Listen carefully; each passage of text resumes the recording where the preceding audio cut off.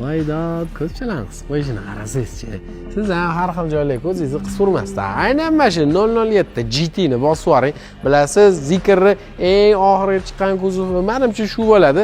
Yo'q, Zikr 9X bilan menimcha baravar chiqqan. Bu 007 GT ni maksimum hamma do'popsasi tiqilgan ekan. Bitta like bosib, sunnat bojigarlarga tarqatib qo'ying.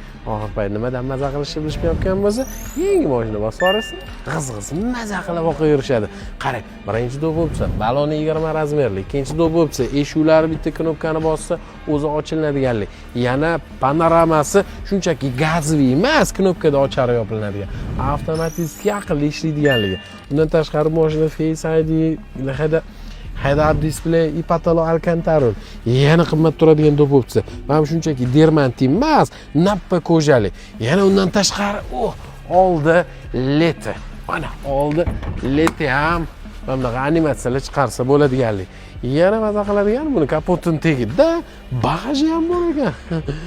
Uyga olib kira olmagan ba'zi bir narsalaringizni, pul-pullaringizni balki shunga bekitib qo'yarsiz. Bilmayman. Srochniga sunnat bojigar. O'zingiz bosib borasizmi, chota? 51500 ga qo'yganmiz esingizda bo'lsa, shunaqa mashinalar. Aytganchi, polni kuzov bronda, shuni hozir bir 2000 mi, kamida 2000 qimmat turadigan narsa pulga qilinadigan. 48200 ga srochniga bosib borsangiz bo'ladi. Shuncha do'popsasi bilan, shuncha bron-bronlar bilan.